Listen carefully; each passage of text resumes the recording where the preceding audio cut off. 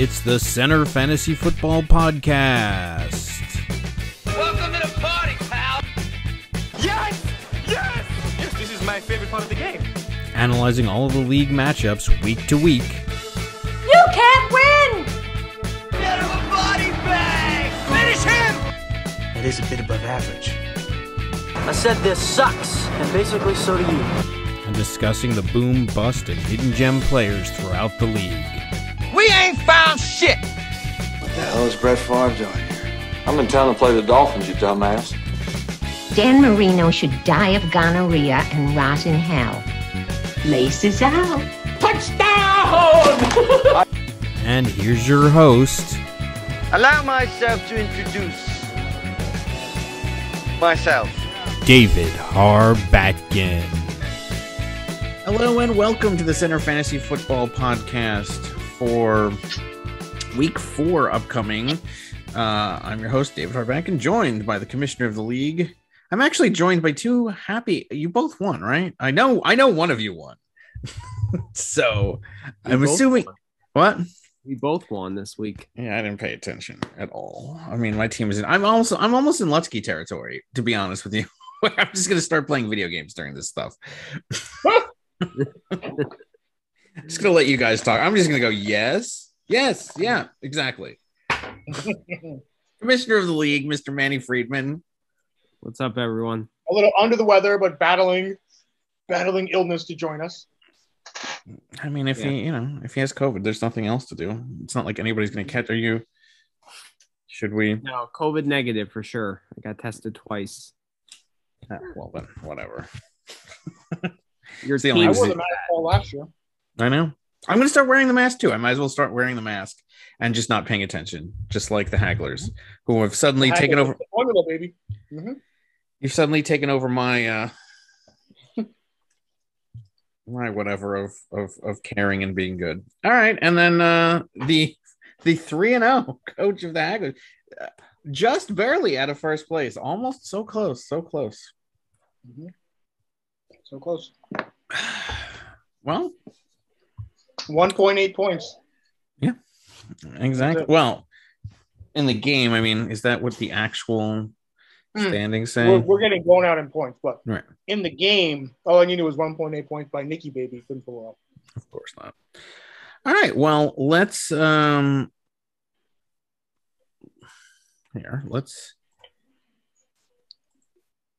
a look at last week's games since we have to. I'll let you go over our game, Mr. Lutsky. Have at it. I'm going to work on my soccer team. Let's go look at my soccer lineup right now what happened here? I don't know. I wasn't even watching. I was on the plane. You were on the plane, yep. Well, to make a long story short, there was a ton of questionable tags throughout the week, a bunch of people not practicing, and subsequently a lot of people no longer on the Hagglers team because they were bopping their banana and dealing with injuries, and they're off the team. So Dave Harbacken, I got to tell you, it's just the Haggler magic. There's something about playing the Hagglers when you're Dave Harbacken. He had every single advantage going in this game. He had injuries out the yin-yang. By the way, injury after injury after injury. There were a couple of bench blunders, and there were injuries pre-game and during the game that Dave Harbacken could have taken advantage of. I mean, it was an injury smorgasbord. By the end, I had one guy left, and he limped off the field at the end of the game as well. So Dave Harbacken, this is very reminiscent of the finals matchup between me and Dave, where he just basically, I mean, I was talking to him earlier in the week, and he just had a big fat grin on his face. When he was viewing the injury report, he was going, what a shame. It was sounding like the Penguin. And we juggled a bunch of people in and out of the lineup, and I don't know, the rest of it. I mean, Madison was there for $0. And surprisingly, nobody in the league bid on him because, as Manny said that week, he sucks. But we were desperate. Dalvin Cook was probably going to be out. I guess the best thing they could have done is they held Dalvin Cook out until like right before kickoff. And then he actually took himself out. So Madison was just sitting there. And Slayton was out on the second play of the game. with a hamstring injury. I mean, you couldn't stack the odds in Dave Harbakin's favor anymore. Ruggs was injured during the game. Gronkowski took a vicious hit. He was knocked out of the game. Slayton was knocked out of the game on the side. I mean, Dave, I don't know. It's just Hagler's magic. And then 21 points for the Arizona defense with a pick six. I mean, Harbakin is just, I don't know. He's just snake bit when he plays the Haglers. Kittle, and then I don't know. Lockett looked like he was going to be knocked out of the game. He came back into the game. Julio down by the schoolyard. He's playing Ring Around the Rosie, whether to play him or not. Beasley was screwing him over with the Mike Evans kind of. I mean, Harbakin, this was just not your week. Well, I mean, look, the one thing that I take solace in is that even with my bench blender of Beasley down there with 20, even if I had substituted Julio Jones for him, I mean, that's 13 points. That's still not going to make the difference. There just was not. That would have made it 127 to 110. There was just not. We just literally didn't have the points to beat you, even though nobody. I don't even know where did they. I don't even know where they came from. Your team is hot garbage, and yet like. We couldn't even, like, Jesus, like what? It's like your defense was your second highest scorer next to your backup running back in this game. Mm-hmm. The backup running back that you picked out of the trash for nothing was the highest scorer, followed by your defense. And we couldn't overcome that because our highest scorer was Derek Carr, who was the only one who decided to show up. But nobody else, Jones at least kind of wanted to play, and Kittle they wanted to play for about 17 points, and that's about it. And the rest of them just no. Yep. Robert Woods at the end of the Giants game for the extra field goal, points tacked on. I mean, the whole thing was just a big, gigantic dumpster fire. Yeah, I mean, Daniel Jones underperformed. Patterson, I wanted him, but I screwed up on that one. Mm-hmm. And even Jones sucked. Continuing the Hagler's tradition of if you pay money for him, he's going to play like human garbage. I mean, this whole entire thing, Harbakin, was yours for the taking. Yeah, and we just couldn't because we don't have the personnel, apparently, which is very – I mean, on paper, we have the personnel. It's funny. You picked up Derek Carr for nothing, right? Yeah. Mm-hmm. And Daniel Jones went for what?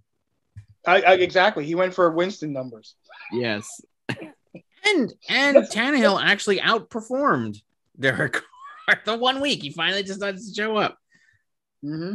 I don't know. Yes, this is very reminiscent of the championship game. 134 to 115 projection. Yeah. You're playing. Yeah, you're back to playing defensive fantasy football. Yep. Yeah. I mean, sub 100. It's just garbage. We're just garbage. Yeah. We're hot garbage, and I don't know what to do. And I could already sense that the vultures are swarming. The flies are swarming around our team, knowing that we're shit, and they're attracted to it. And I could see them trying to pilfer my team. And let me tell you something. I will go down with this ship. I've never had you. You don't want to see me like this, but all these players will be locked up forever because I am not trading away good players for garbage. Let me tell you something. First of all, to all of you who want to offer me ridiculous Shafto trades, if I see a 2-for-1, it's not happening because I know that you're trying to fuck me on the 2-for-1.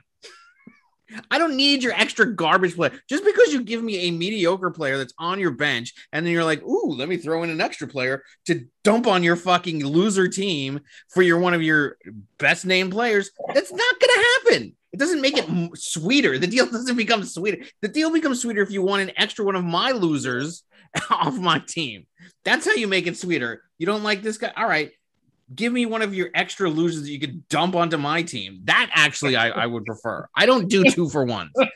I deserve better respect than being offered 2-for-1s. I offer 2-for-1s.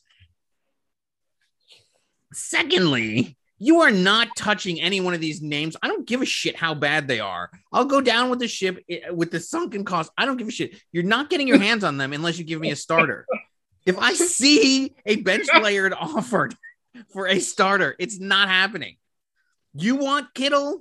You want Aaron Jones? Bid for him in the auction or give me the respect of giving me a starter at least. And then I'll still probably reject it, but because I'm not just going to trade it away for any old loser starter like your kicker. I mean, an actual bona fide starter. I don't care if they're underperforming. You're not like Zamunda who fall for the Raider bait. No, we will go down like Aaron Jones or not Aaron Jones. We'll go down like Aaron Rodgers this year, and we'll force these players to play on this team, and then they could go away next year. It's pretty funny though. Like you just throw Ruggs or any like Raiders hot garbage to Zamunda and he'll eat it up. You could offer him anything for a Raider and he'll take it. I literally got offered a trade today for somebody that was picked up in the garbage. Here it is. When I rejected the trade, that player was thrown back into the garbage. Like, what, you don't want this piece of garbage? Fine, well then we're gonna just discard him. I mean, how insulting can you get? I see him being paid. You don't think I have access to the transactions when I see somebody picked up and then offered to me? And then I see you throw him right back in the dumpster when I reject him. I mean, how insulting are the people in this league? They don't even have the courtesy to close the lid on the dumpster. Here, you want this? No? Okay.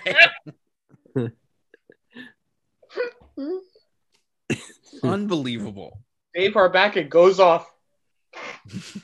I've never sucked this bad. Is this what the rest of the league faces on an annual basis?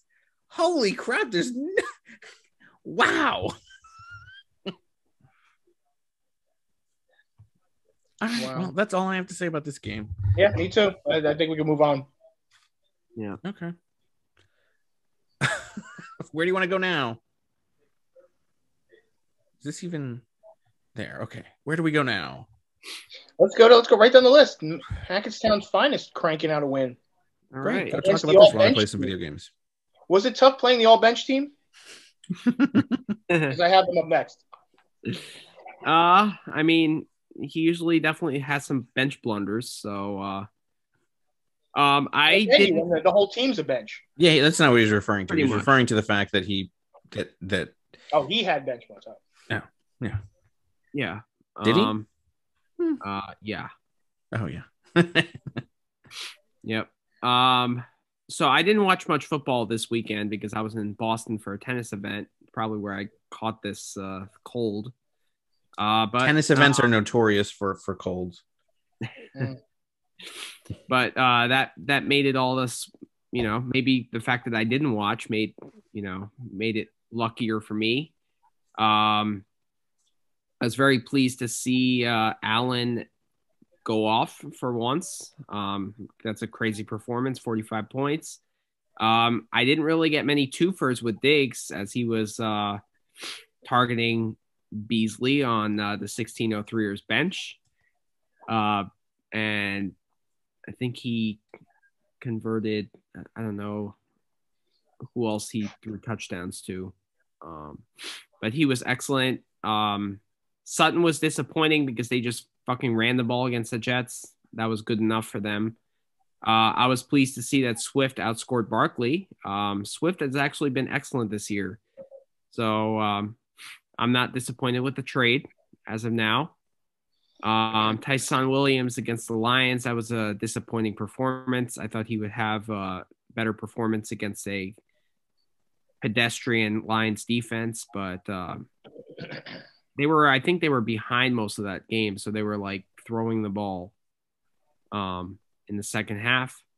Font was terrible. Again, Denver wasn't throwing. They were just running the ball. And of course, I had Melvin Gordon on the bench, but luckily it didn't hurt me that much. Oh, Melvin Gordon, your old friend. Yeah. Godwin was excellent against the Rams. Tucker with that ridiculous 66-yard field goal. I'm still pissed it wasn't 6 points and not. it should have been 6 points. I mean, this game was a battle of kickers. My God. Ooh, Yeah, that must be a kicker record. Yep, definitely. That was crazy. And I thought I was in trouble when Crosby hit that 51-yarder to beat San Francisco because he only needed 20 points from Cooper then.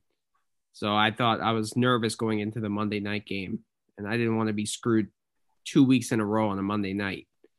But luckily, I think Dallas just kept running the ball with Pollard and Elliott. So, and then I think like they had some dumb touchdowns to Dalton Schultz, and like it was just kind of strange how the point distribution in that game. And I mean, other than that, you know, Gibson had that long touchdown run, which cut the lead a little bit, but overall a good performance from my team. Can't complain. Yeah. I mean, we went to our fan a little bit early. That's true. I haven't heard a peep out of him. Actually, he hasn't been very vocal on the now that he's back to being he's never vocal when he loses. I know. Are we going to keep him silent for this week? I'm saying nothing. I'm playing him this week. Mm-hmm. Good luck. Good luck, sir. Right. I mean, Brady had a good performance. I think Brady's going to have a good one this week. But well, anyway. McLaurin comes back down to earth. Yeah, Cooper sucked on Monday night. But, I mean, it's weird how they, the wide receivers over there were not getting anything in a high-scoring game for them. David Montgomery, the man, he just couldn't, he was, I mean, that's one guy that's just, I can't trade him. He's off the market. He's untouchable. David Montgomery, 7.5 points. Saquon, yes, did do worse than Swift. You actually made out like you actually have to feel yeah, bad. You did. Do you feel better? Or do you feel good? Do you feel vindicated in this matchup that your player outperformed his in the head-to-head? I sure do. I mean, I thought it was a decent trade from day one. So I know Barkley has upside, but he's injury prone. Swift was better the first 2 weeks, so I don't see anything wrong with the trade. I'm shocked that I haven't been seeing more offers for Higbee. I mean, because I was getting Higbee offers when he was dog shit. Now that he's at 15, like at 115 week, I'm surprised that Higbee has not been shopped around. like I guess now maybe he wants some. Maybe he's like, ooh. Because Eugene, he's very reactive to everything. Like, actually, you know what? Never mind. He's like a goldfish. He has a memory of a goldfish. Like, 15. Never mind. I can't trade that guy. Then he finds some other garbage to trade away. I didn't say anything. I'm playing him this week. Those are all. Address your comments to Dave Harbakin right there. Well, should I start writing? In fact, maybe I'll just start writing my essay right now. My 500-word apology right now during this. He actually initially offered me Kareem Hunt for Barkley. And I think Kareem Hunt 27 points more. Mm-hmm. Yeah, but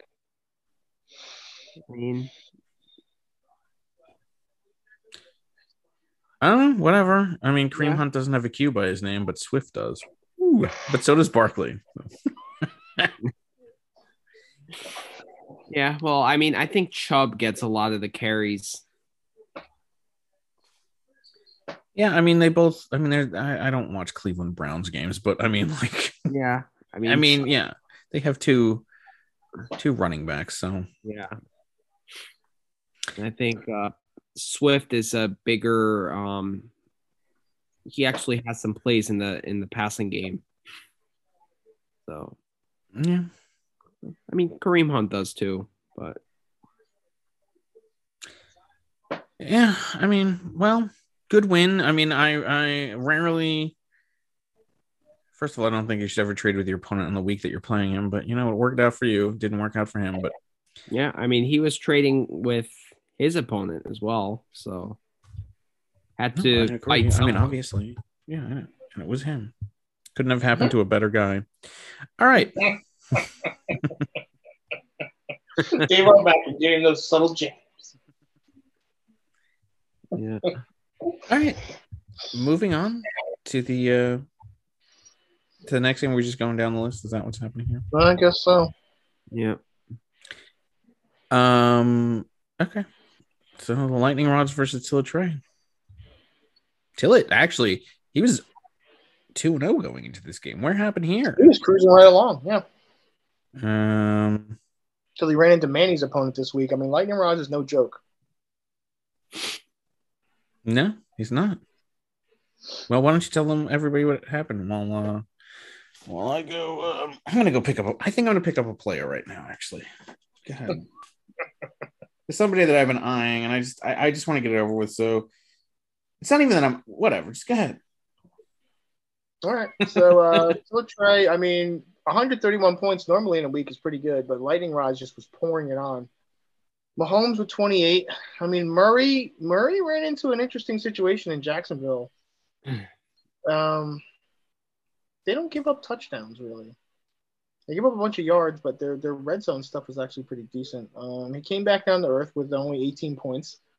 Ridley in a game the Giants should have just run away with. Ridley only got 14. But that's pretty decent. I mean, Allen and Mahomes. I mean, you look down the list for the Lightning Rods. This is why they're so dangerous. DK Metcalf was just gobbling up points right out the gate. And Allen, of course, against the Chiefs, they're going to be bringing the lumber. Edmonds did all right for Arizona, and this is where the Lightning Rod sort of kind of has some issues.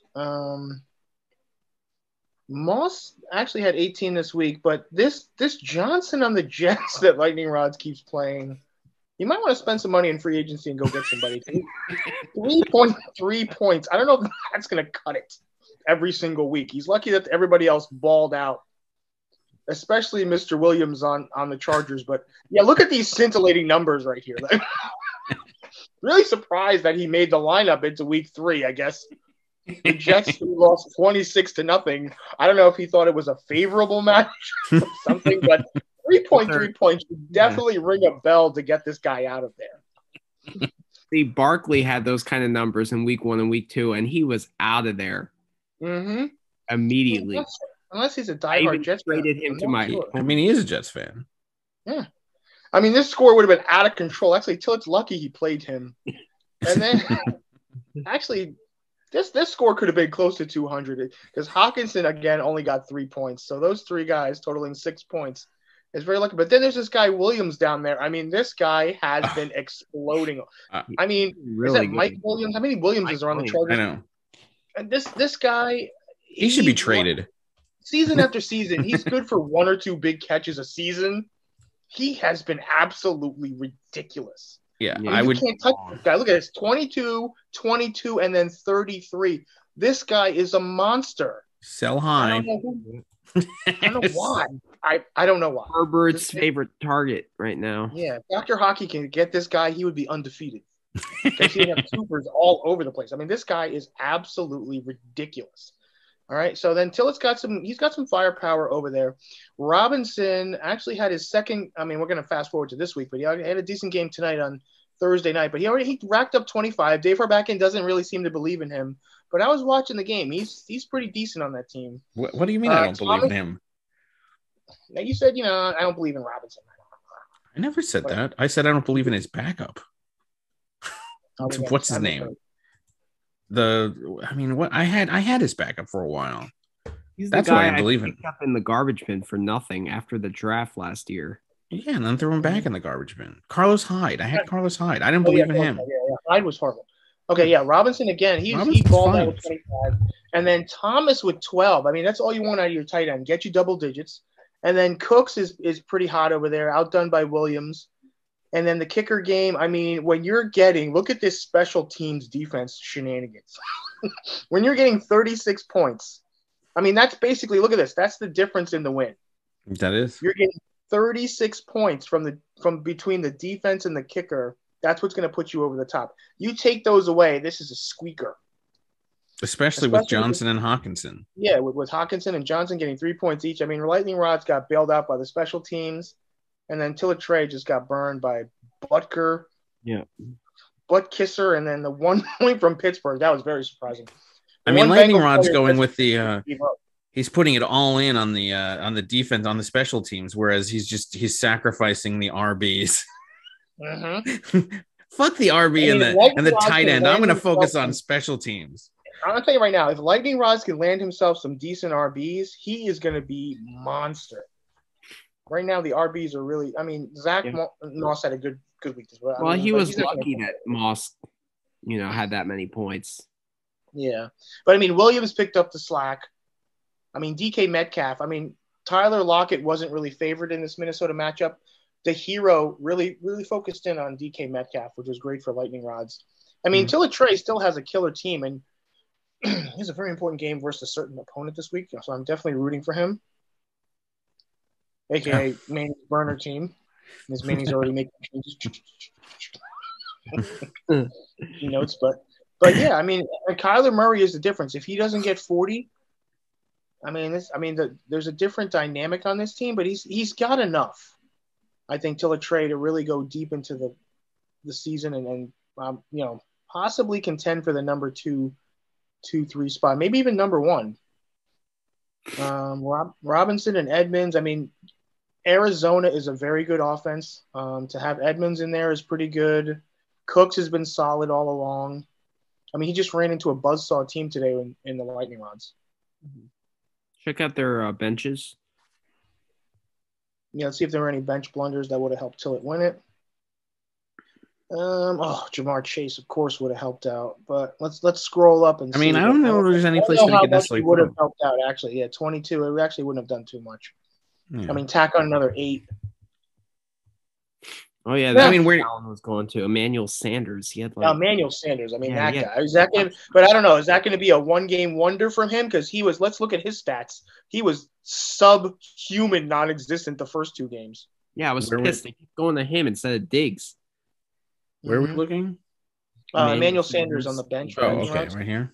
He was non-existent. Yeah. Look at those numbers in the first 2 games. Yeah. Yeah, I mean. But you can't play him at running back, so. I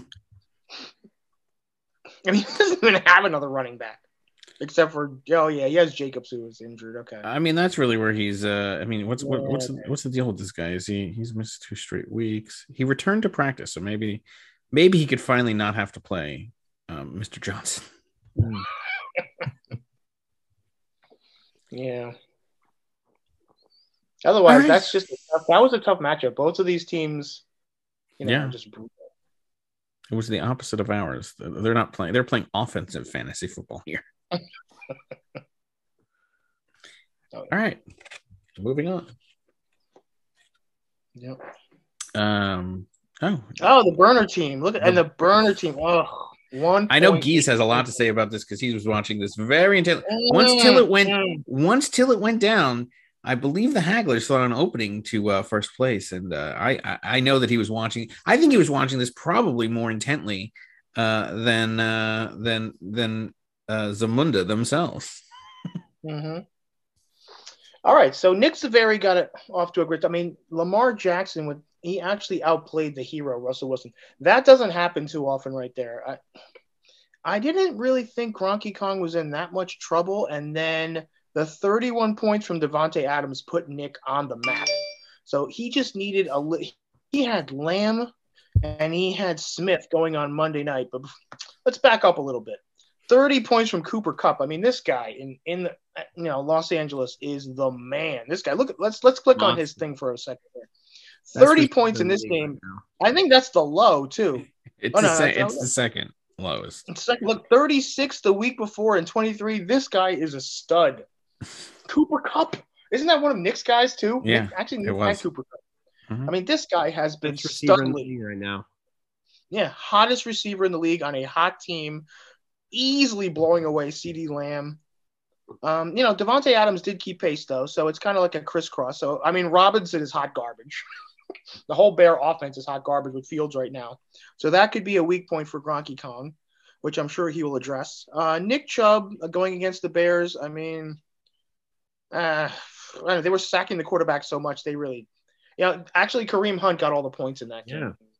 So that's kind of a downfall for Chubb owners. Every once in a while, Hunt is going to explode. Harris, I mean, Nick saw this guy Harris. I mean, click on his numbers for a minute. 28 for this guy. That is awful. Harris. Holy mackerel. Okay, 19 and then 5. I mean, after 5, you would have benched this guy, but Nick's staying with him, and he's gradually getting better and better with a Green Bay team that we'll have to look inside the numbers, but they may give it up to the running backs. I mean, the law firm of Harris and Harris, one of the Harrises is out for Kenyon Drake on his like Manny said, the Raiders. He loves himself some Raiders. Loves himself some Raiders. Edwards Hilaire kind of salvaged his career, I guess, after fumbling twice in the first couple of weeks with 16.9, so that's fine. Going up against Drake, who, Drake's cakes was all right. Cook has been passed around like a $2 hooker. He's been on every team right now. The superstar Pitts, I mean, I don't think he's really been panning out for Atlanta right now. He is not. That might be one chink in the armor for the team over here. I mean, Moore again puts up 20 on Thursday, and without McCaffrey, he's just going to Gronky Kong. He's just going to go to this guy. He's just going to get more and more looks, I'm sure. More and more looks. More and more looks. Going up against Smith. Now, this is the guy, Smith, who could have really turned it around, but he had a costly slip and fall, which Dallas turned into a pick 6, and then Hurts didn't look his way, like he was butthurt. He was butthurts. And even though this guy was wide open, he just needed one lousy catch. He refused to go to him. So, I mean, that was the difference in that game. And then you had a kicker battle again, not like Manny's kicker battle, but 14 and 13 is pretty good for the kickers. And then Carolina was good enough to outdo Las Vegas, and then Gronky Kong, I wouldn't say escapes with the win, but he actually did. He escaped with the win. Nicky Baby had this one. Well, because because Dallas threw that touchdown, and then because I was on the phone with you during that, and I was like walking around in Santa Monica, and they were playing the game on a screen at a bar that I walked past, and I saw Dallas throw the touchdown. And I thought Dallas was trailing at that point because I didn't watch the game because I didn't care. I was already distraught at my loss. And I was like, oh, well, he could still go to CeeDee Lamb. All he needs is one catch. And you're like, CeeDee Lamb's not going to sniff the football. Like, Dallas is not throwing another pass. So Smith had to be the target. And there kept being opportunities for him, in the game. But they just never threw it his way for the last, 8 minutes or whatever. Yeah, he was clearly hurt. I mean, you would think that, Dallas scoring 41 points, CeeDee Lamb would have more than 9 points, but they just kept running the ball. It was all the run game. Yeah. Run game. All right, let's look for some bench blunders. Let's scroll down a little bit here, see if any Nicky Baby could have overtaken anything. I mean, 18 from Claypool. That definitely could have made a difference, but then 24 from Hurts, 11 from some. Yeah, I mean, the Claypool play, but I think he's off Smith. He traded instead him of Smith, but hindsight once again. Whalers. No, Nicky Baby gave it a very good run against the team that was in first place. You got to clap it up for him. That was this is one of those games that a point would have made a difference anywhere. So exactly.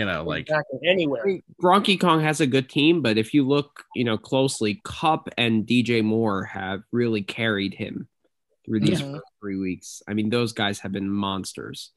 Yeah, I mean, his other wide receiver and his tight end have, I don't know, maybe it's just have this been suspect. And Chubb, I think he's a safer play than Kareem Hunt. But there's that 1 week here and there where Kareem Hunt gets more touches, so it's really those two receivers which have carried him. If if their production diminishes, he's gonna have to make some adjustments. I see the San Francisco church sermon went over to his team after you dropped him. So trading between the burner team and the train it's convenient, isn't it? 11 points on the bench. Yeah, but anyway, clap it up for Gronky Kong. Good win to go to 3-0. Mm-hmm. And hold on to first place. Doing the opposite of what Manny did.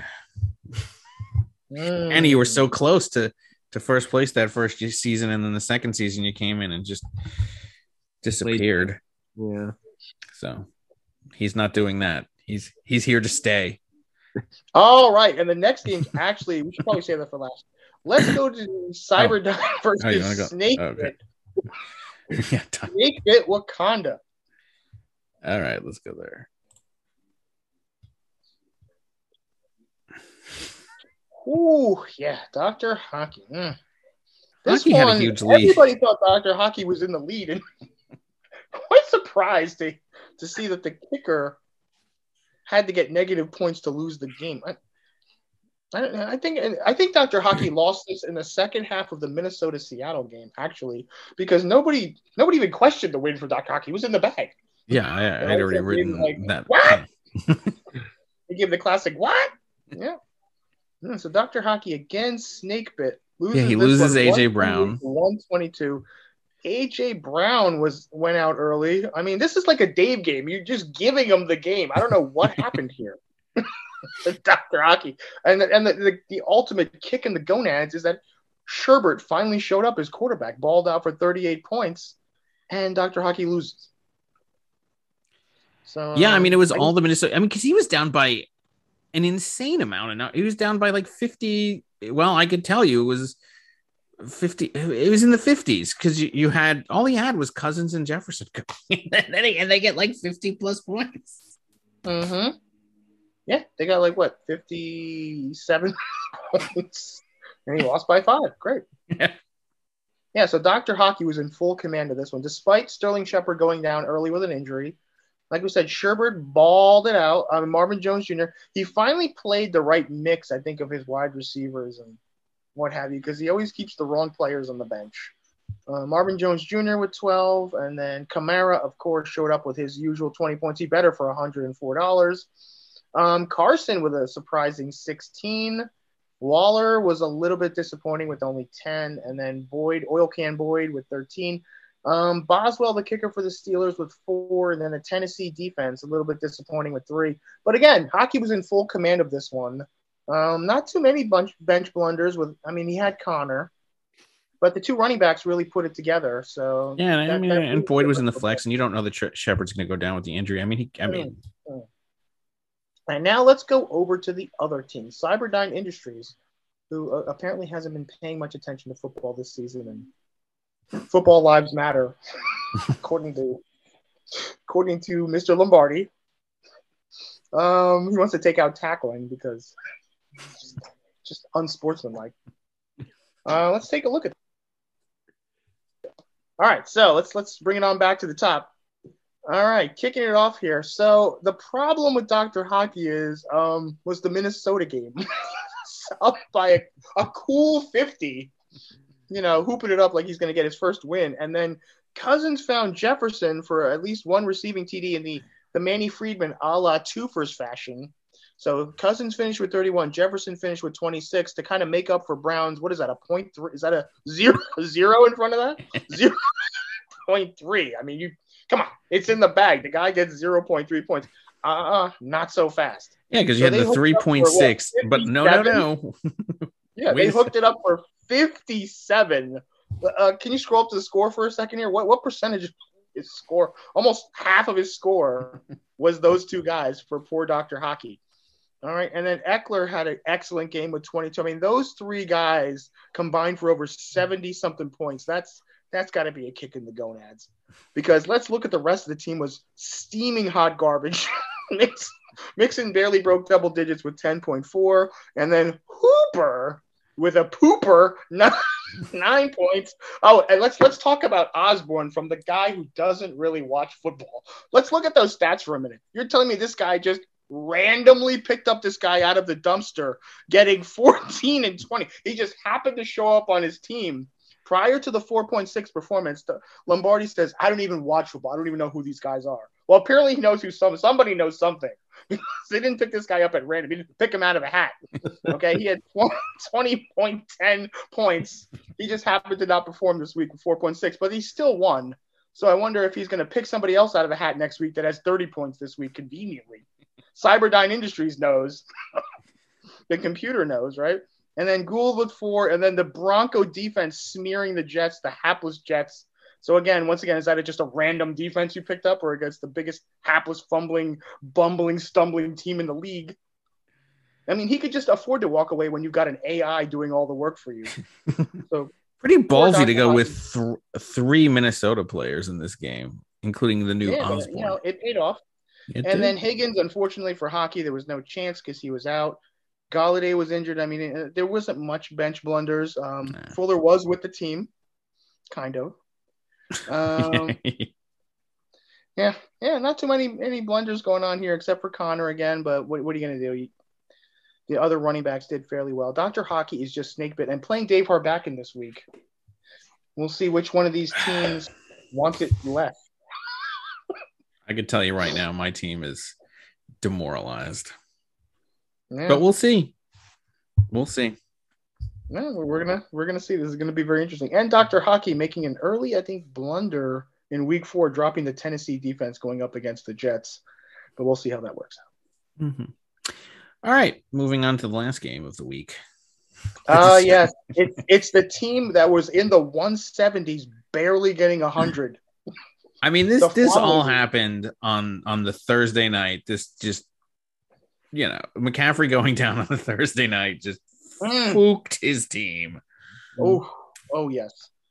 And here come the Raccoons. Really scratching over 100 after their 170 plus point performance in week 1. This team definitely in a free fall right now. Unfortunately, running into the buzzsaw that is Nick and Jamie Dak Elliott machine. It's a machine right here. 134.02 to 101.72. Going into this game, I think it was pretty close right there. I think it was something in the neighborhood of like 89 to 86 or something in that. It was just a couple of points separation. Whalers, of course, had Miles Sanders on Goddard.com and Zerline, the kicker, and Nick and Jamie. I mean, poor Nick and Jamie, they just had Dak Prescott and Zeke Elliott. I don't know, maybe you've heard of those guys? On the Dallas Cowboys, they're probably the 1-2 punch that you want to own. And of course, they railroad them 134 to 101. Let's go into the quarterbacks here. Prescott with 26 points versus Stafford. I mean, Stafford has been red hot. I mean, but if you start to look at the team, I think Stafford's 37 points. I mean, that was his highest of the season. I mean, he has been on fire, and he had the best game of the week of the season so far with 4 TD passes. But once you get past Stafford, pretty bleak in the dumpster. There's a lot of half-eaten bananas and rotten apple cores in the Whalers side of the court. But let's go on to the other side. Tyreek Hill was held to 9.7 points, so he was basically held down. Who is this Myers guy? Relatively pedestrian. Hit Tyreek Hill. Amy with this Myers guy. I think he's actually been good 2 weeks in a row. Yeah, Jacoby Myers. The law firm of Jacoby and Myers. It's about time. 18.4 points for Jacoby and Myers. My goodness. I don't think Whalers saw that one coming. And who did you want me to look Tyreek at? Hill. He's been very, very pedestrian after the first Tyreek Hill's not been pedestrian most weeks. He had 37. Well, yeah. I wouldn't call that pedestrian. No. I would call these very pedestrian. He got out of his car and started walking pedestrianly.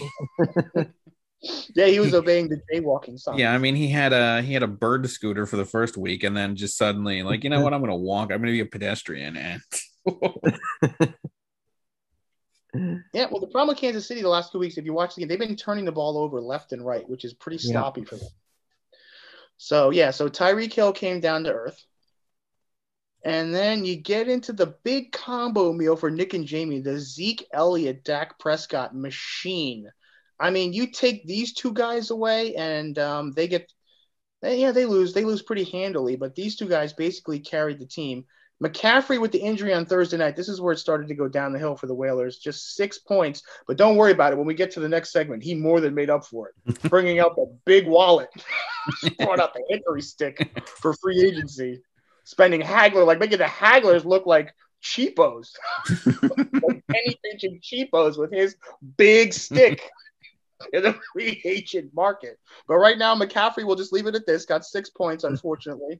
Miles Sanders was non-existent in that game. So was Singletary, as a matter of fact. Kelsey with his usual 17. And then you had Goddard.com. He went into the dirt. with 8.6 He's points. not on the team anymore. I think he's been traded. I mean, all of the Eagles were just they were just hot garbage. Davis, which I did see, was offered to Dave in a straight up Shafto trade, complete with lube. After his 11 points, Samuel got 10, and then the kickers were pedestrian. And then Nick and Jamie, of course, happened to land on Cleveland. It just wasn't Whalers' week. So, congratulations to Nick and Jamie on the bounce back. We were wondering which one of these teams is going to be in a free fall, and right now it's the Whalers. Bench blunders, you lost by 33 points, so jump the shark. And I mean, Waddle would have been decent.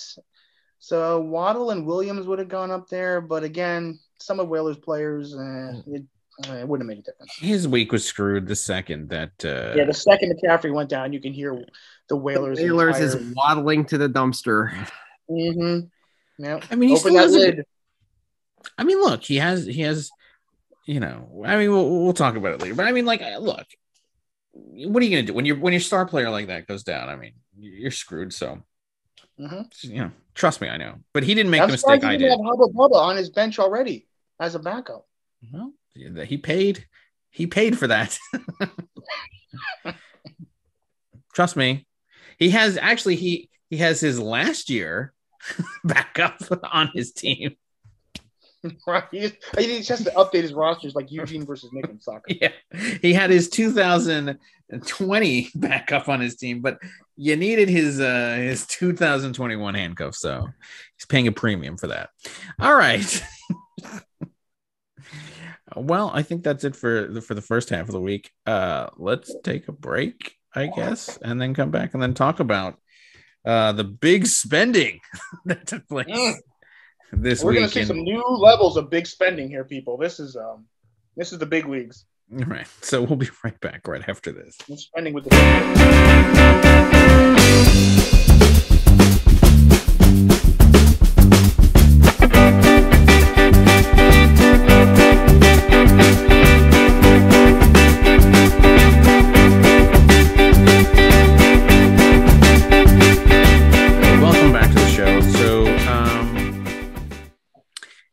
time to take a look at some of these transactions that took place this weekend. So we're still on this. I totally did not. I'm phoning it in. In fact, I didn't even. This is how little I care. I didn't even get a chance to pull the trigger on the transaction I was about to do during whatever. I'm going to do it right now. So you all get your little click right now to see what I'm doing. Our first live transaction. Yeah, what the hell was it?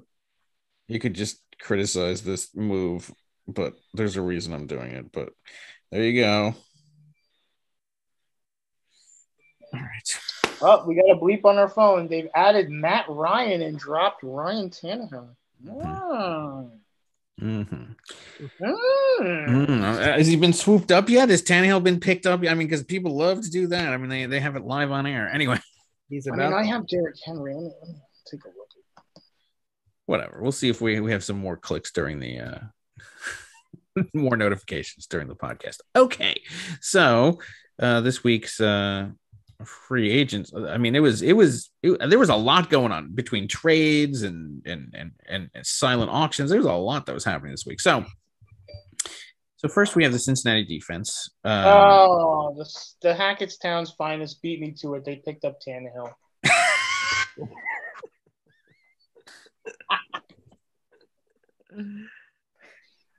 This league is unbelievable, dude. You're on the podcast, man. So, what do you want? He had a good game last week. He sucks. Trust me. I dare you to play him this week. I was looking for a decent backup quarterback. Why? Well, in case Allen goes down, they need to be prepared. There's so many quarterbacks. I've said this all the time about, first of all, there's so many quarterbacks. Second of all, nobody needs to keep a second quarterback. You could throw out, what did Brisket get last week? Brisket probably did decently. Let me see. Why am I looking on my phone? I'm going to look out here. The fucking thing. All right. Brisket. There. Jacoby Brissett. 20 points. That's practically Tannehill numbers. You're wasting a roster spot. I mean, have at it. But I can't trust Brisket to, get that kind of point production each and every week. Like Tannehill, you can expect 15 to 20 points every week. Yeah, you could expect 15 points a week. Who cares? You could get so much. I can expect 15 points out of any garbage. Name a quarterback. I'll find it. You could stream a garbage quarterback for 15 points a week, which is what Tannehill is doing. What did Trevor Lawrence have today? Lawrence? Well, I think he rushed for a touchdown. So let's see what he got and then subtract that rushing touchdown. Why are you subtracting it? That's totally part of it. Like, why would you, 17, there's Tannehill numbers. 17. All right, but look at the 8 and the 9 with the, multiple picks. I'm not saying every quarterback is going to get you 15 points. But I'm saying there are enough garbage quarterbacks that you don't need to. It's just one position that there's just no point. I agree, but I think you want to have some, quarterback you can at least trust. I can't trust him. He was ready to go anyway. Whatever, it's fine. It was very interesting to watch myself throw the chum into the water, and then the little piranhas on the thing, live, just circling for, and they don't really even realize that I've just been throwing on the show. Not just in the league, on the show right now. You don't have to. I'm just scooping in shit that the fish just circle around. You see what it's like live on the air. All right. I would have gotten the alert had we not been on the podcast too. People are gonna accuse you of something, of dropping a player on the podcast where nobody else is on. Who cares if they're on? It doesn't matter. You get the notification. Everybody gets the notification. He didn't know what it was going to be, and they accuse me of everything anyway. I'm accused of more things than Hillary Clinton. So whatever. I don't care. Right.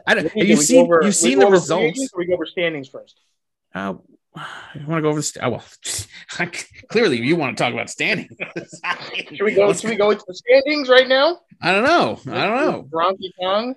Do you want me to lube you up, or or you just want to go in a raw dog talking about all this? Well, look who's paying attention now. He doesn't even know the format of the show because he's so used to not paying attention, playing video games. The waiver budget Let me see what I have. What's on TV right now? Let's see. I don't know. Go ahead. Take it over. Let's see what you're going to do since you're the one who wants to pay attention now, suddenly, this year. I'm going to just watch some TV right now. I always pay attention. No, I'm just saying. I mean, the waiver budget really stands out. Yeah, no, I know. One team with a big fat goose egg, and that's all I got to say. Oh, which do you want? Just tell me where to go. Tell me where you want me to go. Are we, just search through, Yeah, let's go to the transactions for the week. Okay, we'll go to the transactions. There's been a lot of, first of all, the transaction is loaded this week. There's a lot of trading going on. It'll make you spend. Well, let's start with the free agent bidding. Yeah, so $5 he bid for the defense that I believe got 0. So good for that. Way to go. Way to go, Nick and Jamie. Outbidding Gronky Kong. Too bad for you. Gronky Kong could have had the 0, whatever. Gronky Kong also got outbid for Tim Patrick. Mr. Big Spender only putting out a total of $1 for those 2 bids. Oh, there's some bigger spenders in this league. Oh, no. We get to that. So, wow, look at this. I mean, so, okay. Look at Chubba. Look at Hubba Bubba. So, Lightning Rod's thought. I mean, what Lightning Rod's even done? I love that Lightning Rod's goes in with the 0. You got to respect that. He's just like, maybe nobody will do it. Like, why even bother? Yeah. Yeah, and then let's see. Hackettstown's Finest going in with a very cheapo bid of $35. Yeah, but I mean, that's at least like, okay. Yeah, I thought I wasn't going to get him, but I'm like, okay, No, it's like buying a lottery ticket. But Lightning Rod's at 0 is not even buying a lottery ticket. This guy's picking up like a used scratch off at that point. Like at least you paid the $1 for the quick pick. Yeah. So it seemed to be 50 was like the range that people felt like he was going to go for, which is interesting. But not Whalers. Not Whalers. No. It's 102. $102. He was making sure he got his man. Which, good for him in that. First of all, I'm curious about the under draft numbers for Alvin Kamara. Second highest paid man in history, I think, right? Highest paid free agent ever. Certainly, because I think it was Hawkinson before this, right? Or was it? Yep. Or no, it was Manny's guy. $90 man. Hines. Oh yeah, Naeem Hines. Eaten by $12 by Hubba Bubba. Hines is actually Hubba Bubba chewing gum. What flavor is that? Fruit punch? Crazy punch? $102. I mean, wow. He made sure far and away that he's got his backup. When I saw that, my jaw dropped. Mine didn't. I just said good for him. I mean, like he didn't make the mistake that I made last year, which was I didn't bid enough for Mike Davis last year. I mean, so I had McCaffrey. He finds himself in the same McCaffrey situation. He's playing it differently than I did, which clearly it didn't work out for me last year to not get the insurance. And then because I kept being like, and this is what I was wary of going into the season when I really stopped bidding on McCaffrey, was I was nervous that this kind of thing would happen, and I saw it happen already. Because like last year he kept being like, oh, it's only one game and I'll come back, and then he didn't, and then so Eugene had picked up this guy for I think it was like $72 for Davis, and I'm like, well, you're just renting a player for a couple of weeks, and it turned out that he just kept playing forever. Because McCaffrey kept on a blockbuster rental. Right, exactly, and he ended up riding that all the way. So I mean, Whalers did the right thing. As ridiculous as you might think the fee is, I mean, that's the right thing to do at that point. I mean, the right thing to do before that would have been to have Jabba Hubbard on the bench as a handcuff. Because the one thing that I've learned certainly from last year also is that if you are going to invest a ridiculous amount of, if your team is going to be built around one or two guys, you have to have the backup for those one or two guys. So maybe next year we'll see that happen. But yeah, and then Renfro goes for 30. Yep, over 2. So a lot of overbidding, a lot of just exceeding the silent median. Which the hagglers are no stranger to. That's what we do. Exactly. And then we could look at trades let's look at the trades because there's trade mania. I know, and we have to back up a page. Oh no, that was last week. Okay. So after the Barkley Swift deal, I mean, things started to hook up. I mean, Manny alluded to this. You could just throw any Raiders in, Nick. Yep. Just throw any Raiders. And he'll scoop them up for some garbage. Now, didn't you literally pick up Zach Ertz right before? Speaking of bologna sandwiches that you pick up and like throw back in didn't you pick up Zach Ertz right before you traded him to Nick? I don't know what you're talking about. I mean, we can go back and look at the tape. There's no need. He may have been picked up around the time of kickoff. Okay, so let's see. What time does the trade happen? So the trade happened on the 28th at 5:42 a.m. Now, granted, this is my time, but whatever.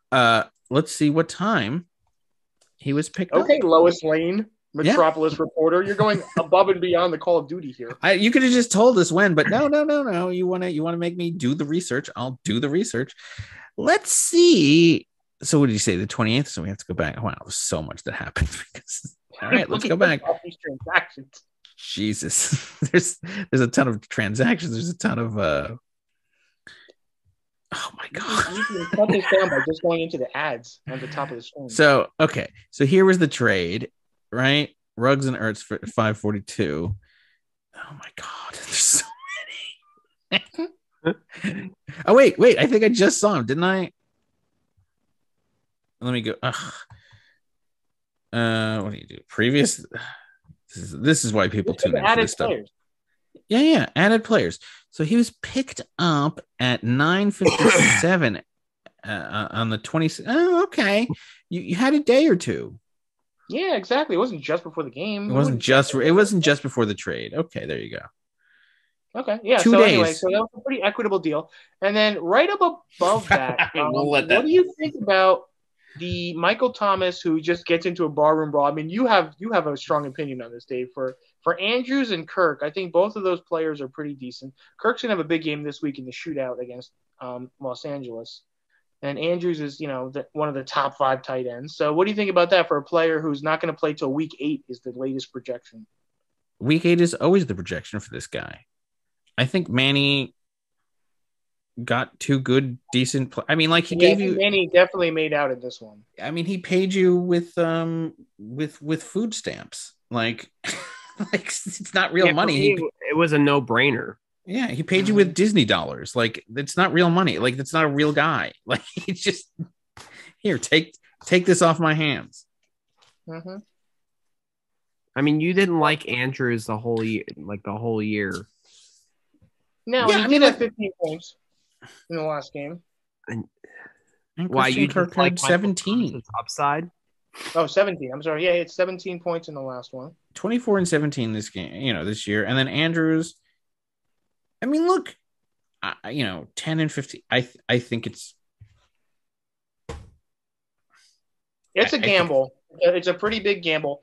And then and after he also that, doesn't have Drew Brees throwing to him. That's the other thing. Like, why? That was another problem. He has Jameis Winston throwing to him. So that was another thing that kind of lowered Thomas on a team that's not going to matter with Jameis Winston throwing to him in week 8. I mean, like, are you able to keep him on IR? Yeah, was he in IR? He's on IR. Yeah, he's totally IR. Okay. Then. So I guess he saved some roster space for you. Yeah, I mean, he made up some roster space if you want to pick up some. I mean, that's. But I think he's just that's a waste. I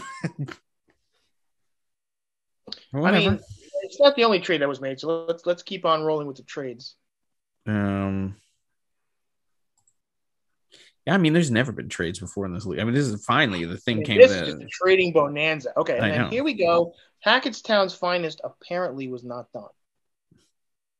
Mm-hmm. Neither was Zamunda and the Whalers getting deep into. So you traded. Wait. So the Whalers traded GoDirt.com for Claypool, the guy that Nick should have played last week to win the game. Mm-hmm. And then Whalers, of course. Well, when did that happen? That just happened now, right? When will then be now? Soon. Mm-hmm. Yeah, that just happened. And then Manny getting in on the font action. Yeah, so initially he trades away his tight end to Nick, picks up a wide receiver, and then trades for another tight end. All right, he's been active on the waiver wire, and I can certainly say that he's been seeking out Kittle, who will not be playing this week out of spite to the Whalers. Yeah, this is his second. This is as close as he's going to get to a Kittle. So initially, he offered me a font for Rondell Moore, who was horrendous last week. Who did? Whalers. But you had font. You traded font. Well, hell no, I'm not doing that. So I countered with Jamal Williams to have the backup to Swift. So I thought that helped my team out. Plus, I have Andrews from that trade with Gaza. So, yeah, I mean, it's interesting because he clearly needed a tight end. I mean, because he kept going after. He kept going after Kittle today. And to be honest with you, I don't think that. I think a couple of them were Shafto trades, but I think a couple of them, honestly, I would have made a deal with him, but I just don't think that there was. I need running backs, and he just didn't have he just didn't have what I would be looking for.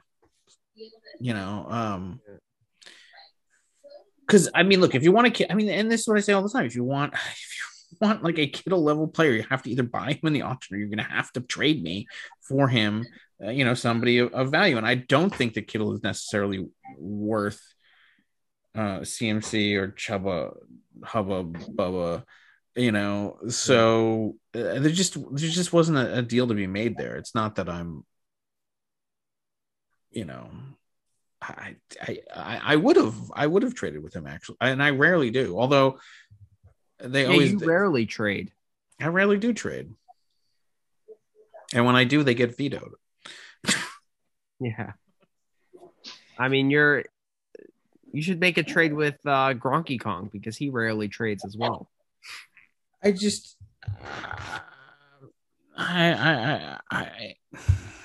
just don't. Trading to me is you're just trading your garbage for my garbage, and I just don't. Unless the deal is too good to be true, I'm rarely. I'm in the market for an RB1, but that's the other thing. Like, I don't really necessarily like. All right, let me put it this way: if somebody is going to offer me something where it's a ripoff to them, I'm obviously going to take the deal. But I'm actually not, even despite my reputation, I'm not actually looking to rip somebody off on a player. And so I want reasonably fair trades that address something that the other team needs and that address the need that I have. And I also just don't want to, and it's very hard for me to give up something that might be worth it. But anyway, all I can say is that, from my perspective, at least this year, if you want to trade with me, you're going to have to, the only thing that I'm interested in is running backs. And I don't necessarily, and I don't blame teams if they don't want to go and give me a running back. So I don't know, like an RB1 or or like a starting running back. But I'm not accepting anything on anybody's bench. I've Melvin said this. Gordon a starting running back. Yeah, sure, but you're not going to get we could talk, but you're not going to get he's on your bench. Look at my bench. If you want to trade somebody on your bench, you can look at my bench and we can have a discussion. This week, he's on my bench some weeks. So then you can look at a player that's on my bench some weeks as well.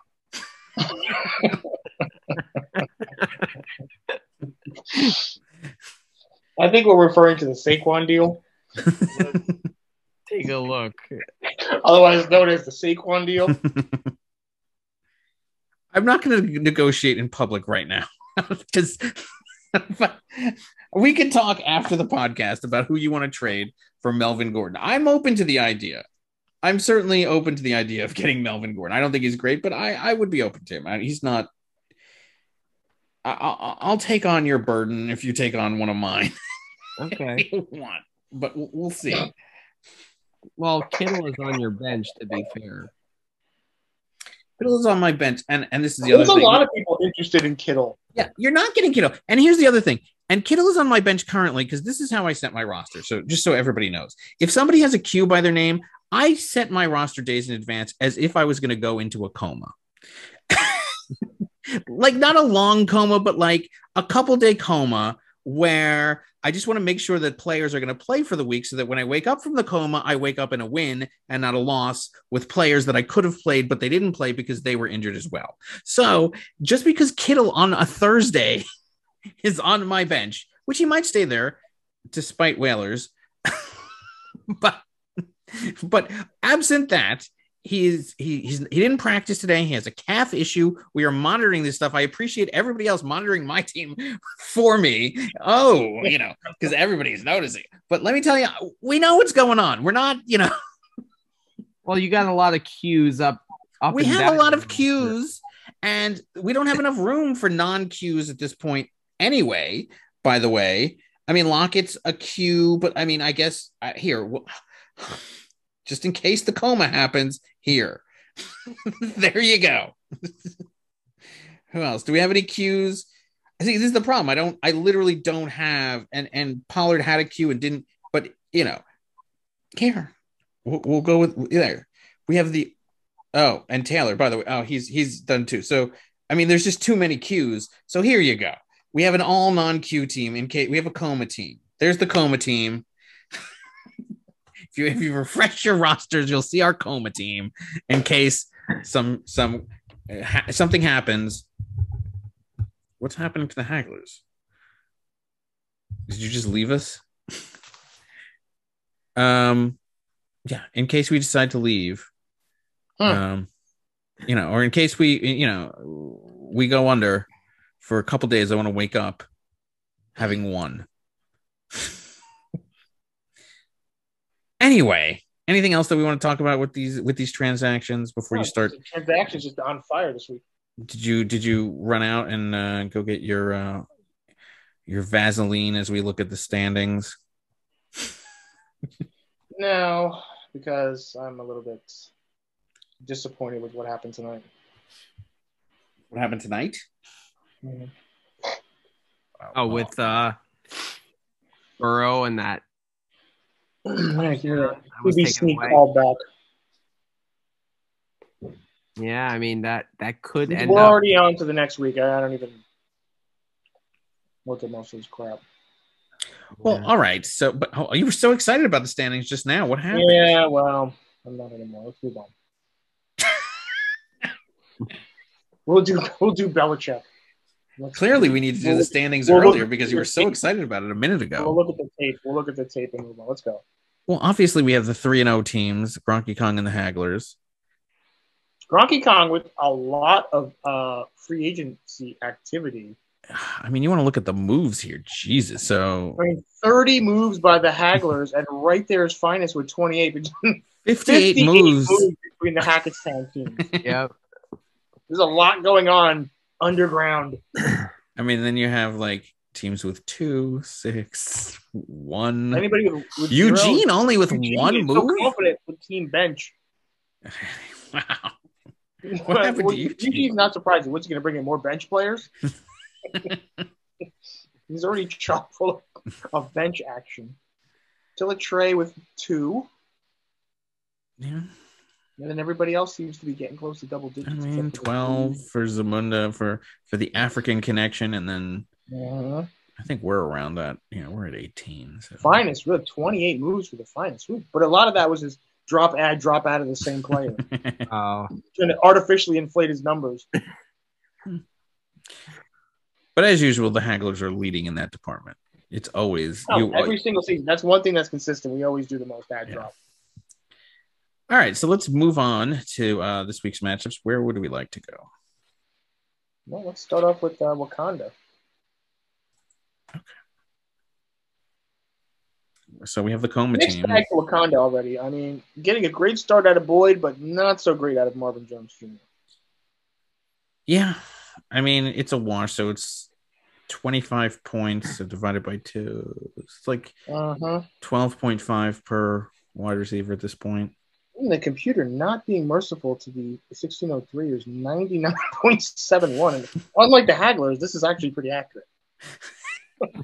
This is actually the score that I got last week with players that I wanted. Yeah, with players you were, that was your firepower.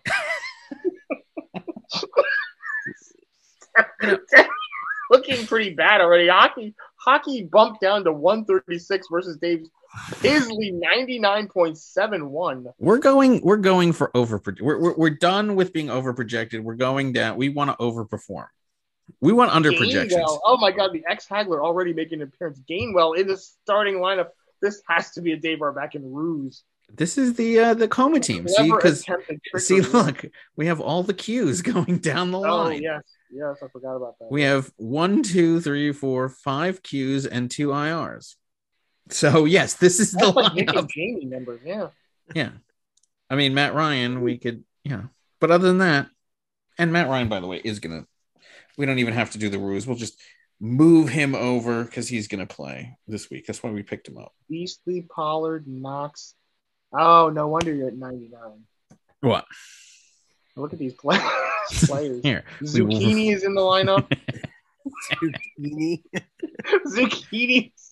Beastly's in the lineup. Gainswell. That's not going to end well for Gainswell. Actually, that lowered our thing now that we put in Ryan. Whew. Yeah. Oh, yeah. There you go. You got no cues, though. Give Knox a Grant. Yep. It's going to be in your neck of the woods. He's not going to see the ball. Lost in the woods somewhere. Ooh, this is. I hope you just go with this. Neck with the lost in the woods with the poo. Mm-hmm. I mean, look at hockey's lineup. I mean, he paid some money to get some of these guys. Yeah, it goes on Monday night with Herbert. Mm-hmm. Sherbert. Oh, conveniently, Sherbert's Q tag is gone. Yeah. Yep, Kamara and Kamara at the Giants. Carson. Mm-hmm. He's got Johnny Carson and Dan Patrick from ESPN. He's got a lot of announcers playing. Waller's been, ever since week 1, Waller's been on a kind of a slide. Mm-hmm. Picked up Tim Patrick for $30. Yep.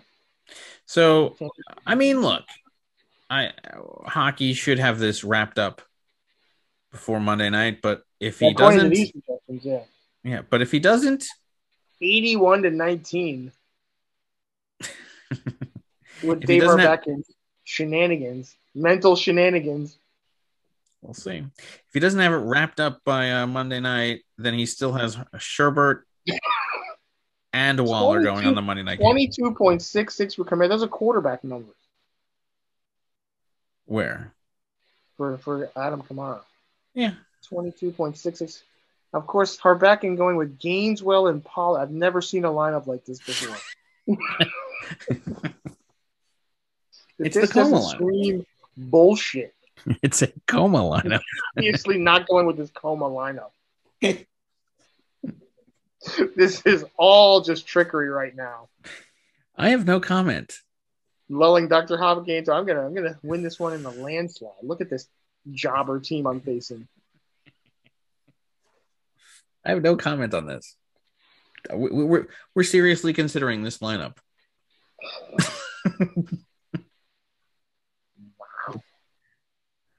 Okay. So, I think we're gonna pick Wakanda. And this one, yeah, you're gonna get the upset of the week for sure. Mm-hmm. All right, let's move on to the next one since there's nothing to analyze here. And Mr. Oh no, wait, we have to save the fan for later. Yeah, especially since you're involved with the fan, so we'll save the fan for last. In the meantime, do we want to go to the Lightning Rods versus Finest game? Let's go there. Now, Lightning Rods, Manny's scheduled to get 144 points. We were talking about this. I don't know if he's going to actually get that high, but has anybody met their projections this season? I mean, I've been projected as favored this is why I'm going the other way. I am tired of being projected and then just being woefully disappointed once the games start. I'm the Wednesday night winner every week, but then the Monday night loser. So, well, you got Allen at Houston. That should be pretty good for you, and Diggs. I mean, those are that's a good matchup for you there. Mm-hmm. Mahomes at Philadelphia. That's a good matchup for him. I'm expecting a bounce back game from the Chiefs. Yeah, and considering how Philly gave it up to Dallas, yeah. Allen versus Vegas. Man, this is a really good matchup as far as quarterbacks and wide receivers go. That's really good. Yeah, because Metcalf. Sutton, interesting. All right. Metcalf had the good game last week. Oh no, he's had a good game. Yeah, I have to play Sutton because Judy is out, so they usually target him quite a bit. Yeah, but what about Patrick? I mean, he's gonna. I don't know. Obviously Swift versus Johnson. We know. Oh my goodness! Somebody trade this man a running back, please. I know. Do you want to trade your opponent this week for something again? Because let me tell you, thank you. As much as I would like a running back, this man needs a running back. This man desperately needs a handout running back. I mean, is New Orleans and McManus gonna bail him out with another 36 points? Oh, I mean, New Orleans might. They're playing the terrible Giants. Yeah. I mean, Godwin is a good play. Given that they're going, I mean, although but he's going up against Williams, who's been red hot. Yeah. Hawkinson. The newly acquired Andrews versus Hawkinson looks like a good battle. Melvin Gordon. If he's not on my team by then, do you have any backup running backs? We're making trades right here on the air. I got McKissick. I got Sony McKissick, Michel. your season goodbye. Ugh. Ugh. Oh, you have Jamal Williams again. Yeah, you traded for a bunch of Yeah. You have enough. We'll see if Gordon's in there. Mm-hmm. Gordon with his Q. What's his Q? Rib lower leg was limited in Thursday's practice. I don't like Qs. I don't want to add Qs. Gordon is a solid RB3 option. Oof. 3. 3 when you only have 2 starters. I'm looking at this. So obviously this comes down to the receivers and the quarterbacks and the running backs and the tight ends and the flexes and the defense. Look, his RB1 problem remains a problem. Is he going to make it up somewhere else? I don't know. Why in God's name is this Johnson guy still on the team? What are you waiting for? Don't give him any more ideas. Are you just so confident in the rest of the lineup that you can trot out human excrement? Look at the RB1 projection, 5.98 points, and that's not going into a coma. That's still more than Zucchini. Wow.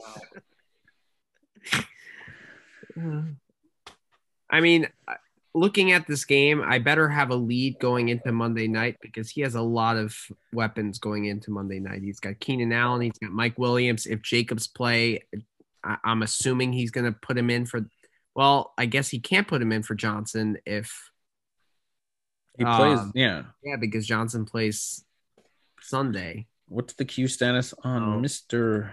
Jacobs? Let's see.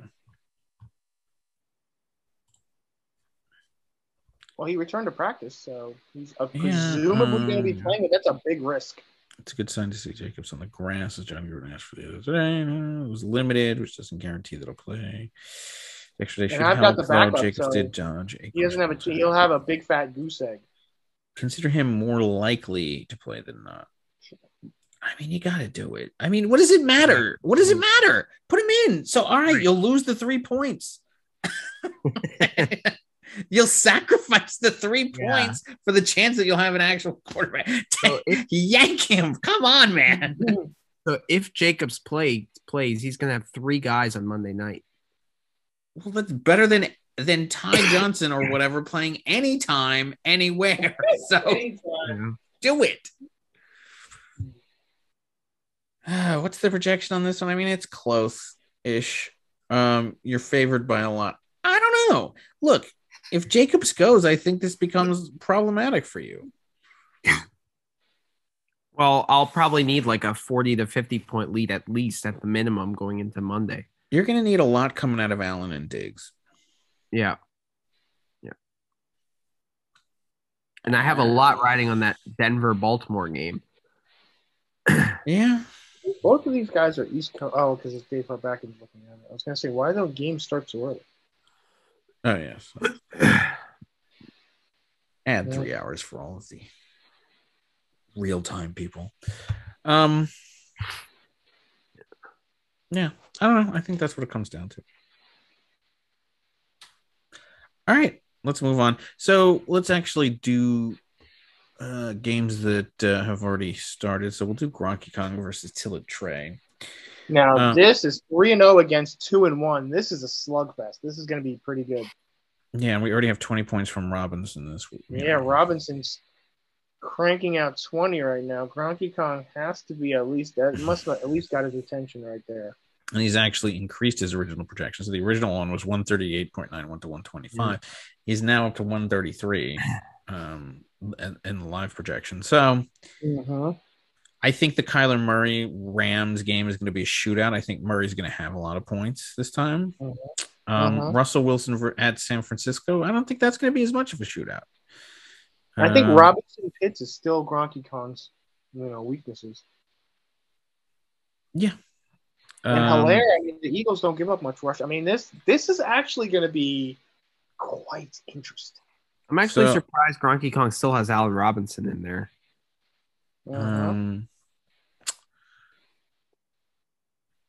Although the Pittsburgh Chenault, he just picked up Chenault for 17 points. I just dropped him. Yes, you did.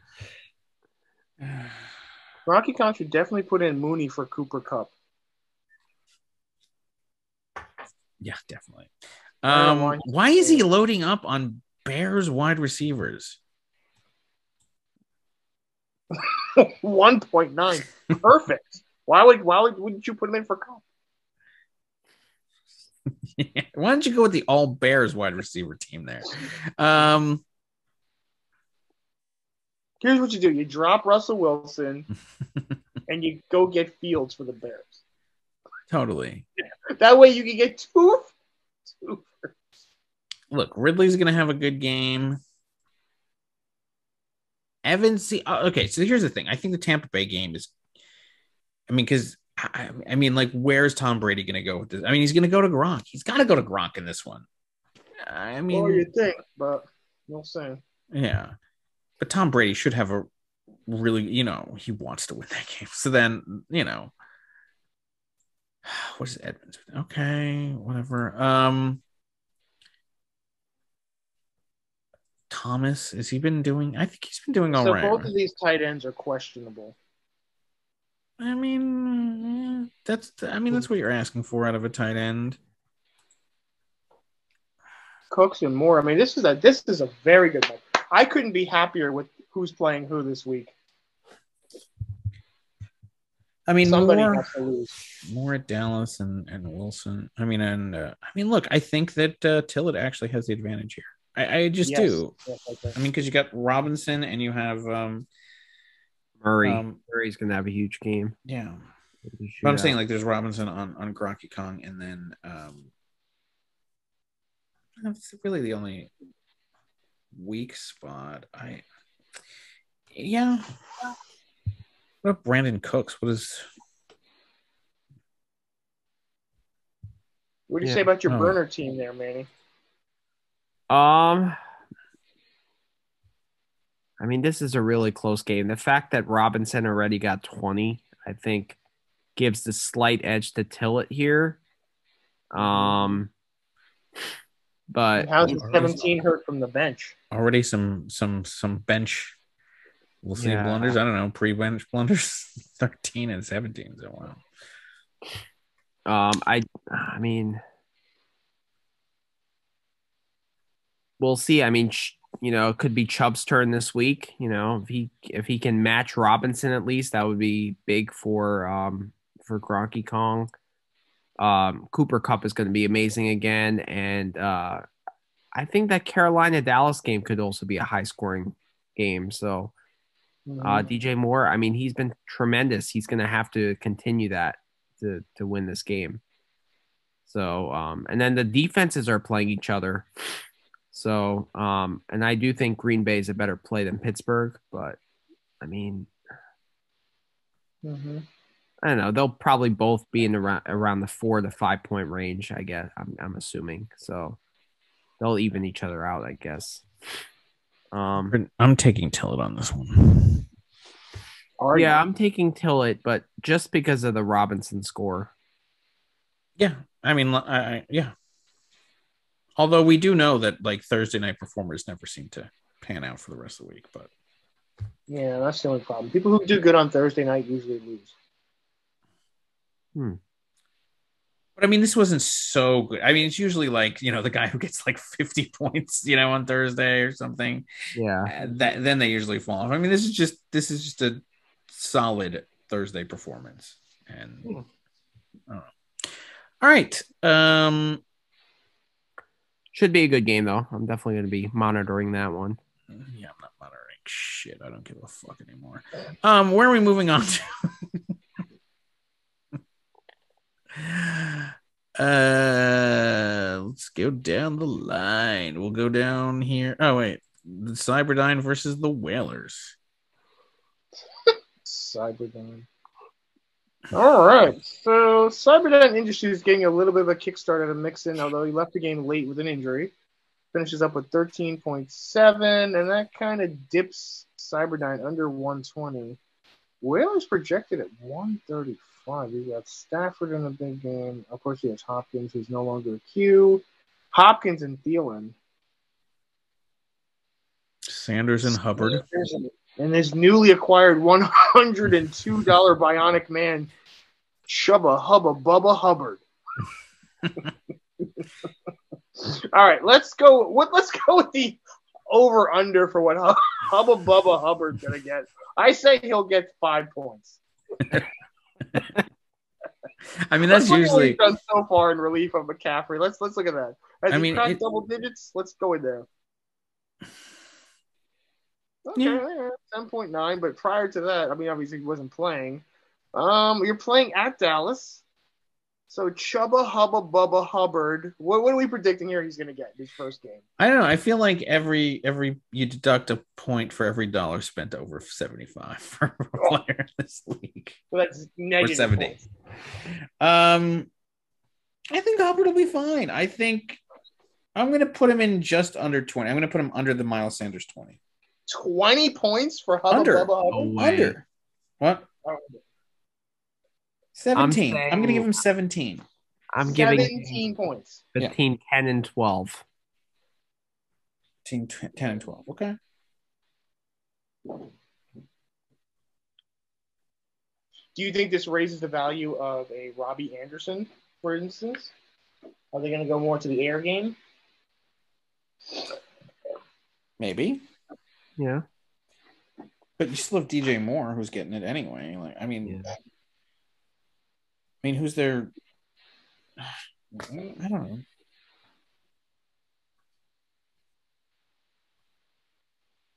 Does this raise or lower the value of Sam Darnold?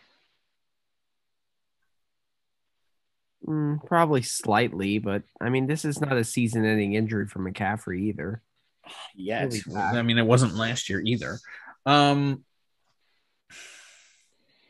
don't know. I mean, because actually, Darnold, it's not like when McCaffrey would get it that they would always hand it off to him. I mean, it would be passed to him to go into the end zone. So Darnold would still get. I think he's going to stay the same, and we'll see on the rest. I don't know. Waddles, I think, is a good play. I think Waddle's going to do well. I mean, Whalers should win this. Yeah. I mean, Osborne. I mean, unless the Cousins, Jefferson, Osborne. I mean, he's going. This top 3 players are on Minnesota.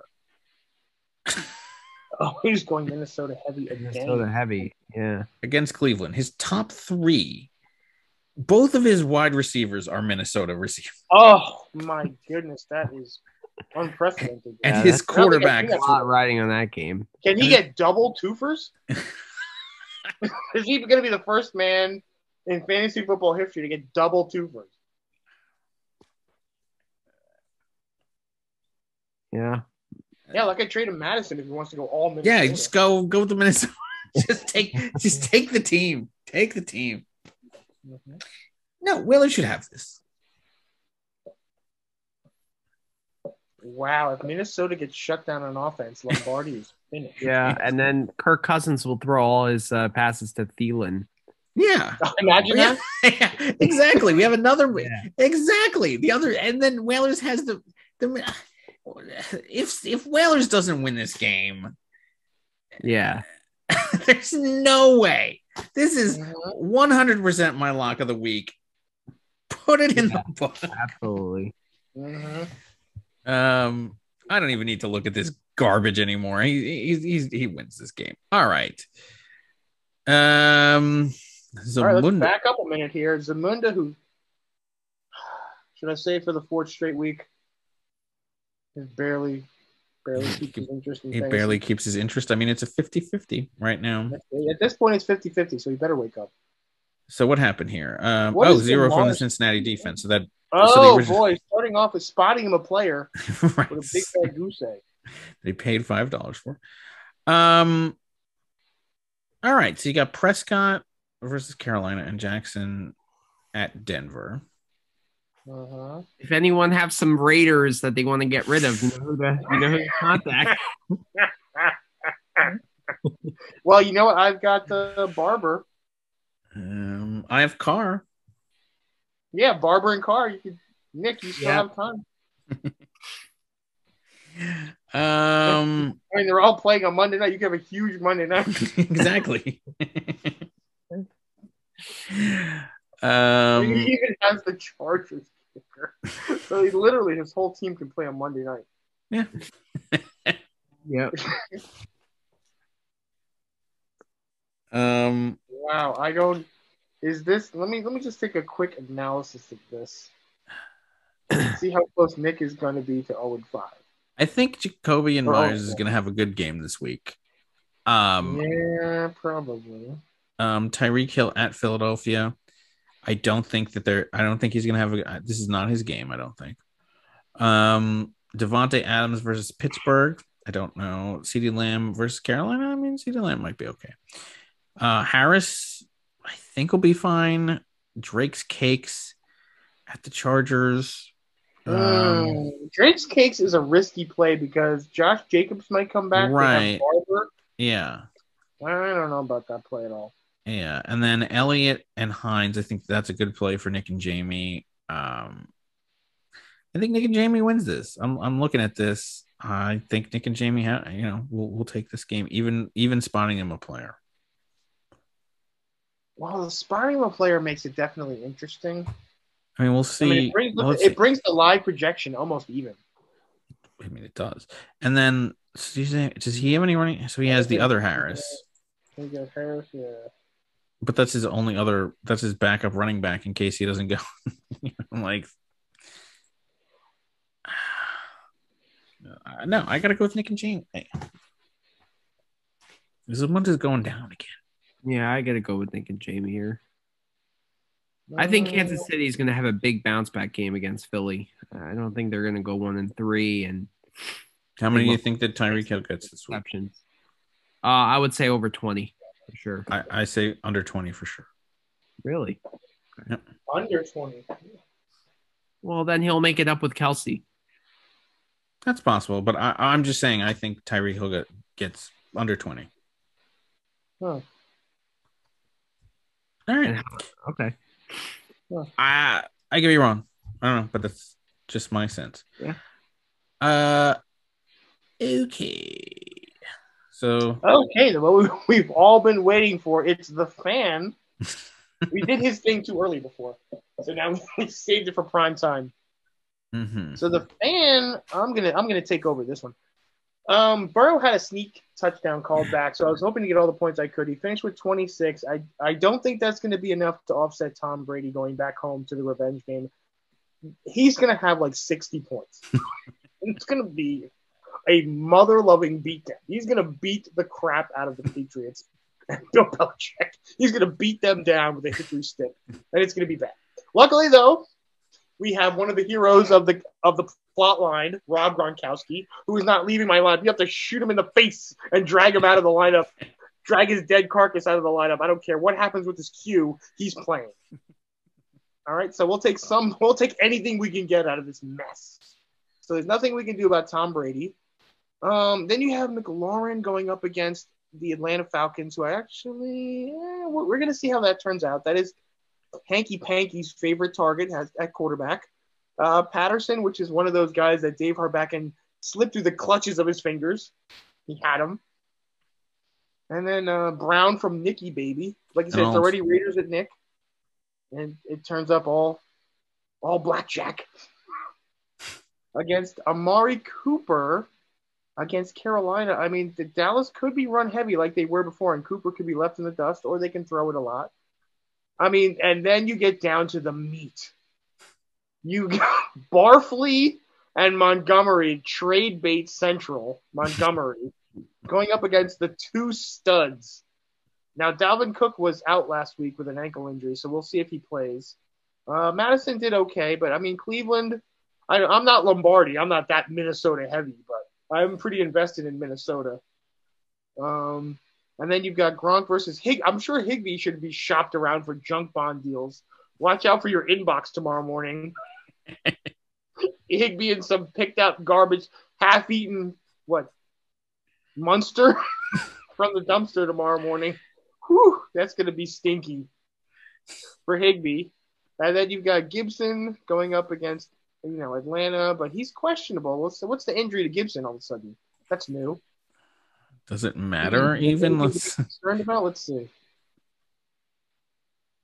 Did not participate, is dealing with a shin issue. Actually, I've never seen a shin issue. Okay. Was seen by beat reporters wearing a sleeve on his shin. The sense per standing shin's a very painful area. It's a precaution. This remains more of a fact-finding mission until we hear from Washington's coaches. But for the initial reports, don't sound bad for Gibson's chances. So we have to assume that he's going to be playing. I mean, he loves himself some Gibson. He does. So he's a little Redskins heavy, as Manny said a couple weeks ago.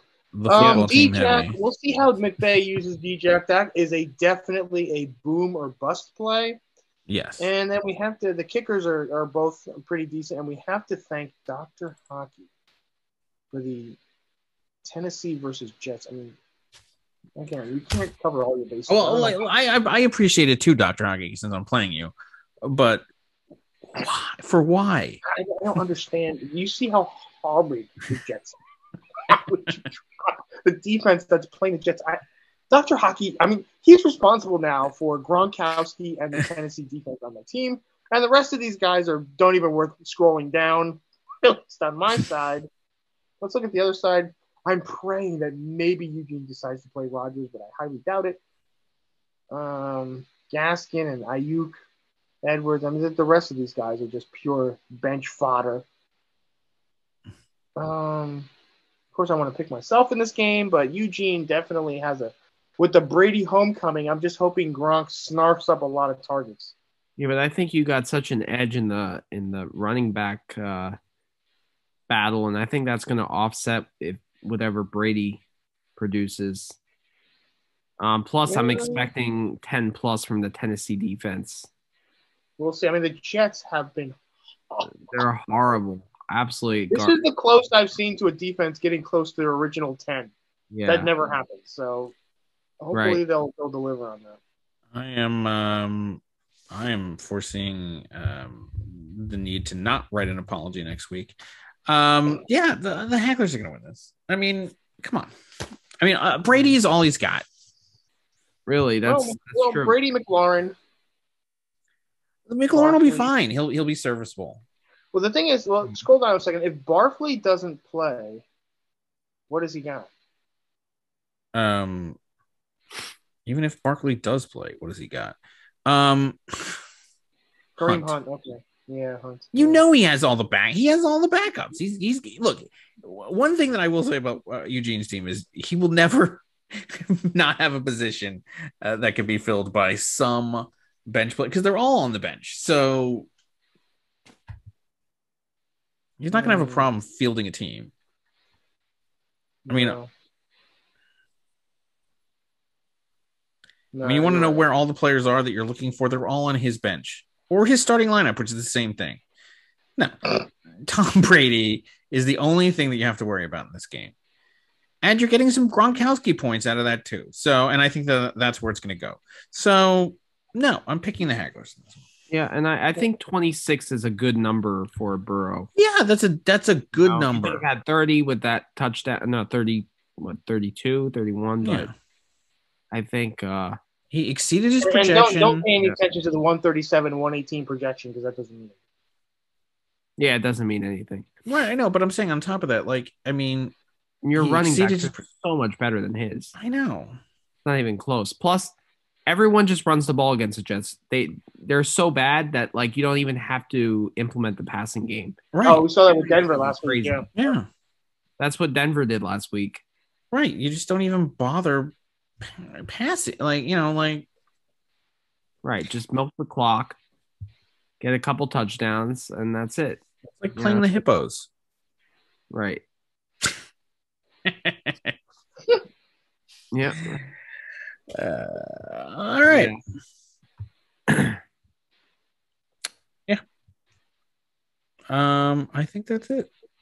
So your lock of the week.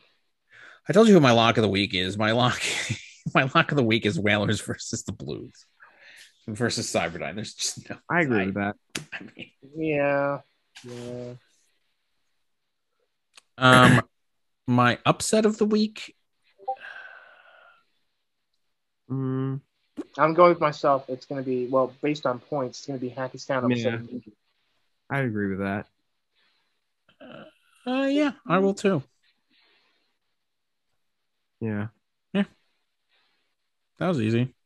All right. All right. So good luck, everyone. Yes. Good luck, everyone, this week. Yep. Yeah. All right. Until next week. Yep. All right. Have a good night, guys. All right. Peace out. Bye.